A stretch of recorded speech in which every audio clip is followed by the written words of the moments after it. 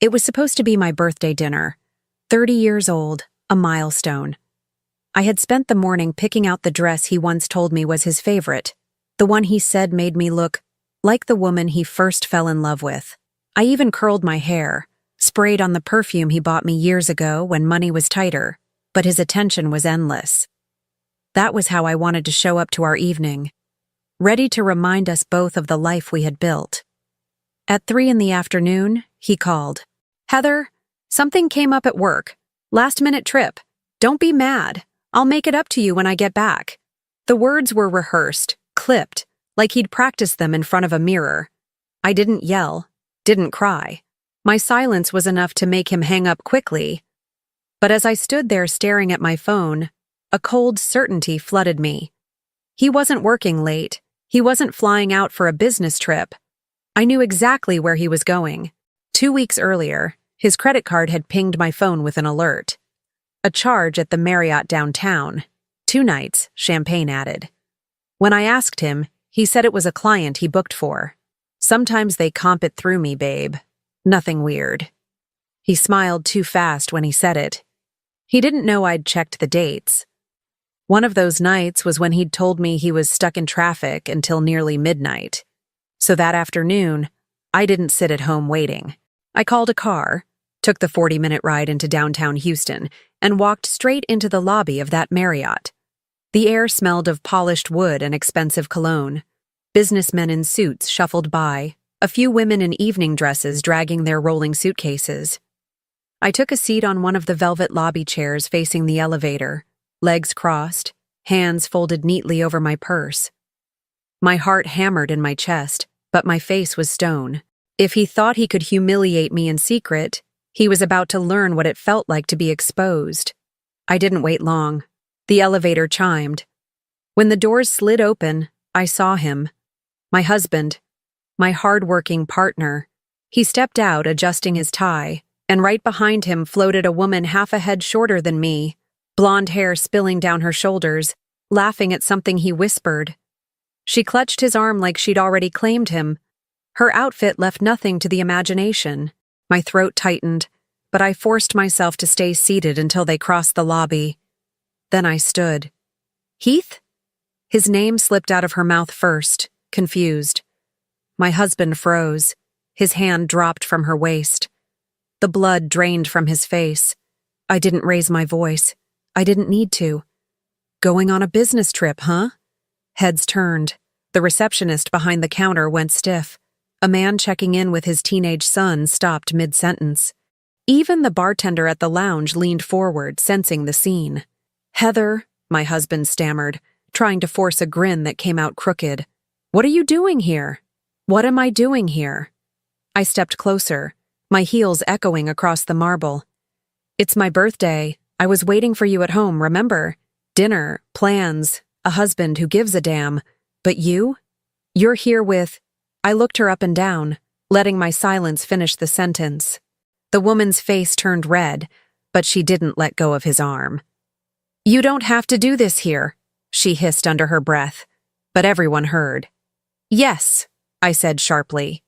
"Here is exactly where I'll do it." I turned to him, and before he could speak again, my palm connected with his cheek. The sound cracked through the lobby like a gunshot. Gasps erupted. His head snapped sideways, eyes watering instantly. He touched his face in disbelief, like he couldn't fathom that I'd actually done it. "That," I said evenly, "is for every lie you told me. For every time I stayed up waiting for you. For every time you swore you loved me while sneaking out like a coward." The mistress dropped his arm then, suddenly very aware of the staring eyes, the whispering crowd. She stepped back as if to distance herself from the blast radius. I leaned in close enough that only he could hear the next words. "This is the last time you'll ever blindside me. From now on, I'll be the one pulling the strings." And then, without another glance at him, I straightened, smoothed my dress, and walked toward the exit. The lobby parted for me like I was royalty, not a woman betrayed. I held my head high, not allowing a single tear to fall until the glass doors closed behind me and the night air hit my face. The humiliation burned in my chest, but beneath it flickered something sharper, colder. A vow. He thought this was the night he broke me. He had no idea this was the night I started planning how to break him. People look at a marriage like mine and think it must have cracked overnight. That's the lie I told myself too, for years, because it was easier than facing the truth. The cracks were always there. I just kept plastering over them. I met him when I was 22, fresh out of college, full of plans. He was already chasing deals, slick in his suits, talking about futures that sounded bigger than both of us. Back then, I thought ambition was love. He said we'd build an empire together, and I believed him. When he asked me to move to Houston for his job, I left behind my parents, my friends, and the little marketing role I'd just landed. "It's just the beginning," he promised. "When I make it, you'll never have to worry." I poured myself into that vision. I worked while he climbed, took double shifts when money ran thin, and when my grandmother passed, I used part of my inheritance to help us buy the house we still live in. It never felt like a sacrifice because I believed it was ours. Every time he came home late, I told myself it was for us. Every canceled date, every missed family event, I made excuses. That's what loyalty looked like to me. We talked about children constantly in those first years. He said, someday, when his career stabilized, when the money was right. Someday kept stretching further away. I wanted a family.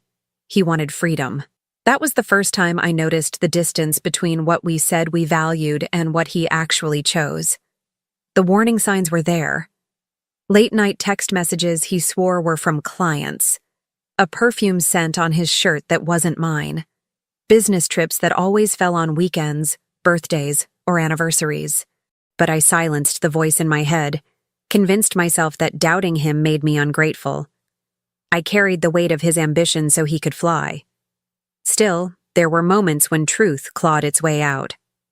Last Thanksgiving, my younger sister pulled me aside after dinner. She didn't sugarcoat it. "Heather, I saw him. He wasn't alone. Please stop pretending you don't know." I snapped at her, told her to mind her business. Drove home shaking, clinging to the illusion that my marriage was unshakable. But her words lodged in me, festering. Every time my husband smiled and said, "I'm doing this for us," I heard her voice instead. The final blow came 3 days before my birthday. My niece, scrolling on social media like kids always do, stumbled across a photo. Him, at a rooftop bar, glass in hand, leaning into a blonde woman I'd never seen. The caption was nothing but an emoji, a flame, a heart. But it was enough. She showed my sister, who called me immediately. "Heather, I didn't want to tell you like this, but you can't keep looking away." I remember sitting on the edge of my bed, staring at that photo until the screen blurred. It wasn't about the woman. It wasn't about sex. It was about every sacrifice I'd made, every dollar, every year, every moment of trust I'd given him. Thrown away like it was nothing. That's when the grief hardened into something else. My sister's voice, steady and unflinching on the phone, was the confirmation I couldn't deny. The betrayal wasn't a suspicion anymore. It was fact. And once truth shows itself, you can't unsee it. That was the moment I stopped wondering if he was betraying me and started asking myself the only question that mattered. What am I going to do about it? The night after the hotel scene, I sat alone in the dark of our kitchen, my phone buzzing nonstop on the counter. His name lit up the screen again and again, but I didn't answer. For years I'd been the woman who picked up, who forgave, who listened to his excuses. That Heather was gone. I wasn't going to scream or throw things or chase him for answers. I already had the answers. He'd handed them to me in the lobby, with her arm looped through his. My job now was not to demand an explanation. My job was to dismantle him. I opened my laptop and pulled up our joint accounts.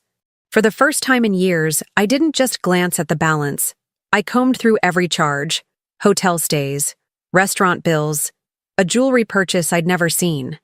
My pulse thudded in my ears, but my hands were steady. With a few clicks, I froze the credit cards. The accounts weren't locked, not yet, but they were under my control. He wouldn't be whining and dining anyone else on my dime again. Then I drafted an email to a divorce attorney I'd bookmarked months earlier in a moment of weakness. Back then, I'd hovered over the send button but never clicked. That night, I hit send without hesitation. I moved next to the safe. Inside, the deeds and documents I'd always trusted him to manage. I pulled them out one by one, spreading them across the table like weapons. The house, the car titles, the business investments. My inheritance wasn't just sentiment. It had funded half of these things. Seeing it in writing reminded me, this wasn't just his empire. It was mine too, and I wasn't about to let him walk away with it. By dawn, I had a plan. Step 1, secure the finances. Step 2, secure the house. Step 3, make sure every move left him reeling. When he finally stumbled home mid-morning, the mistress nowhere in sight, he looked like a man who'd seen a ghost. His tie was loose, his shirt wrinkled, his eyes bloodshot. "Heather, please," he started, voice cracking. "Let me explain." I didn't bother looking up from the box I was packing in the living room. "You've explained enough." He stepped closer, desperate. It wasn't what it looked like. "I made a mistake, a stupid mistake, but I can fix this. Don't do anything rash." I closed the box and taped it shut. "Rash? You think this is rash?" I stood, meeting his eyes with a calm that seemed to scare him more than the slap in the lobby. "I've given you years. I've given you my savings, my family's money, my loyalty. You took all of it and fed it to your ego. You don't get to call me rash." He opened his mouth, but I cut him off. "The accounts are frozen. The cards won't work. The house? Don't get too comfortable. And by the way..." I lifted the stack of papers from the table and held them against my chest. "I have copies of everything." The color drained from his face. He hadn't expected me to move this fast. He thought I'd collapse into tears, beg him to stay, cling to whatever scraps he offered. But I wasn't playing the role he'd written for me anymore. When I walked past him with the box, he reached for my arm. I pulled back sharply, my voice low but steady. "Don't touch me. Not unless it's through a lawyer." I carried the box to my car, loaded it into the trunk, and slid into the driver's seat. For the first time in years, I felt a strange kind of clarity. Not joy. Not yet. But purpose. As I pulled out of the driveway, I caught a glimpse of him in the rearview mirror, standing in the doorway with his hands on his head, looking smaller than I'd ever seen him. That image stayed with me, not as comfort, but as fuel, because this was only the beginning. He thought he could destroy me quietly. He had no idea what it felt like to be hunted. The first sign that my plan was working came 2 days later, just past midnight. My phone buzzed with a notification. 3 failed attempts on the joint credit card. Same gas station, same timestamp. He was trying to fill up his car, and the card kept getting declined. I could picture him standing there at the pump, sliding it through again and again, sweat forming at his temples as the clerk behind the counter looked on with pity. He probably fished for cash and came up short. He hadn't carried cash in years, too used to waving his plastic around like it made him untouchable. By the next morning, I had a voicemail.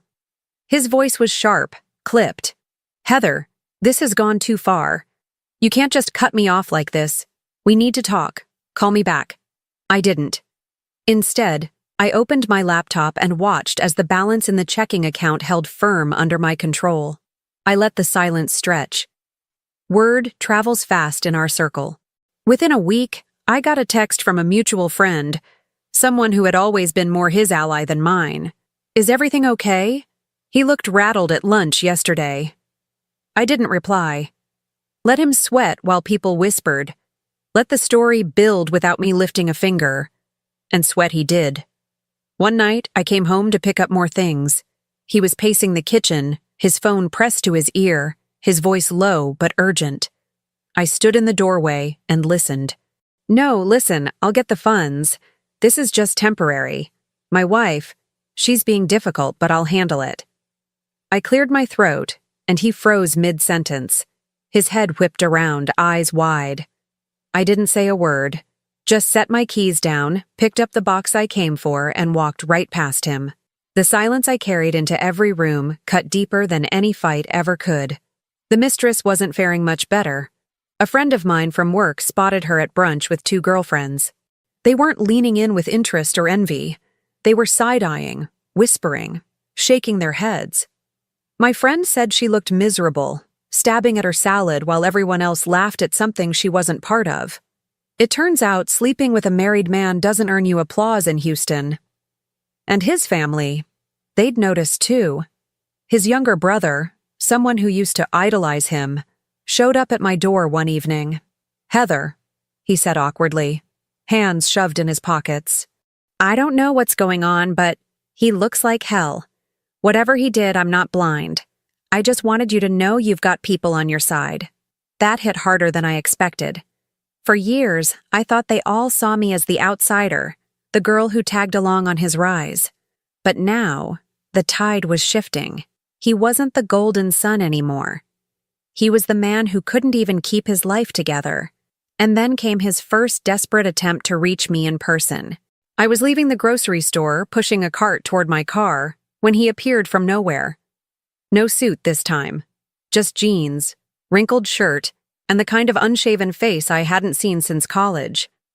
He grabbed the cart before I could wheel it forward. "We need to talk," he said, breathless. I straightened. "Move." "No, Heather, listen. Please. You don't understand what this is doing to me. I can't access my accounts, my cards don't work. I've got people calling me every hour. Just stop this. We can figure it out. I'll cut her off. I laughed. The sound startled even me. "You'll cut her off? That's your pitch?" His jaw tightened. "You're destroying me." "No," I said, locking eyes with him. "You destroyed yourself.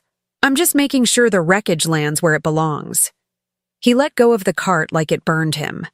People nearby were staring. A mother with a toddler paused, frozen in place.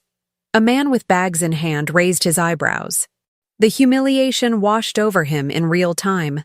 I loaded my groceries into the car with deliberate calm, every movement a reminder that he no longer controlled the narrative.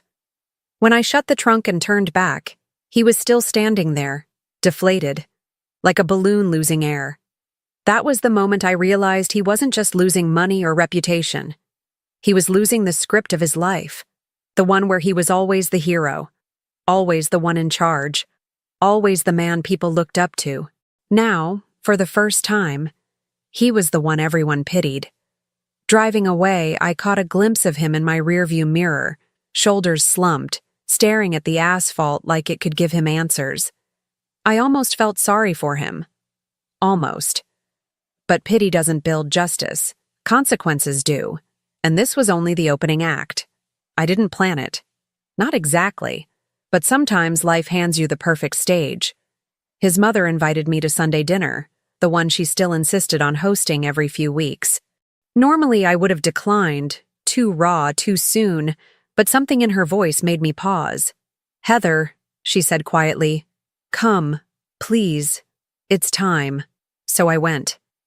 The house was crowded, warm with the smell of roast chicken and garlic bread. His parents, his brother and sister, even a couple of cousins. I walked in and felt their eyes flicker to me with relief, like I was still part of the family no matter what he'd done. And then he showed up. Late, as usual, but not alone. She walked in behind him, the mistress, trying to keep her head high, though she looked like she'd rather be anywhere else. The room went dead silent. His mother dropped the serving spoon back into the pan with a clatter. His father's jaw locked. My chest burned, but instead of breaking, I smiled. A calm, icy smile that promised something no one else could see coming. He cleared his throat. "Everyone, this is—" I cut him off. "We know who she is." Gasps rippled around the table. His mistress shifted uncomfortably, her hand twitching toward his arm, but he didn't take it. His face was already flushing crimson. I rose slowly from my chair, taking my glass of water with me. "Do you know what today is?" I asked the room. My voice was calm, steady, the kind of tone that made people lean in. No one answered. "It's exactly 2 weeks since my husband told me he had to leave for a business trip." I let my gaze lock on him. The same trip that ended with me standing in a hotel lobby while he walked out of an elevator with her hanging off his arm. His brother cursed under his breath. His mother's hand flew to her mouth. His mistress froze like a deer in headlights. I turned slightly, addressing his father. Do you know what he said when I confronted him? He told me not to make a scene. As if humiliating his wife in public wasn't already the scene. My husband shifted uncomfortably, trying to form words, but I lifted my hand to stop him.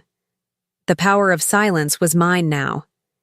Then I leaned forward, set my water glass down with a deliberate clink, and delivered the line that would follow him longer than any slap. I guess it runs in the family, I said coldly, letting my eyes flick to the mistress, because apparently loyalty is optional for him. But as of tonight, so is marriage. The words landed like a grenade. His father pushed back his chair, standing, anger etched across his face. You brought her here? Into this house? He thundered at his son. The mistress blanched, glancing at the door. My husband's mouth opened, but nothing came out. He was choking on his own arrogance, and for once I didn't throw him a lifeline. The room erupted into chaos, his mother shouting that she was ashamed of him, his brother demanding how long it had been going on, his sister shaking her head in disgust. Through it all, I stood calm, composed, watching him unravel. Finally, I picked up my purse. You wanted to play house with her? I said, my voice slicing through the noise. Fine, but don't ever forget, you lost a wife, a family, and your dignity in one night. And you'll never get any of them back. And then I left. By the time I reached my car, my phone was already buzzing. A text from a cousin. Everyone is talking. You destroyed him. Another from his brother. He deserved every second of that.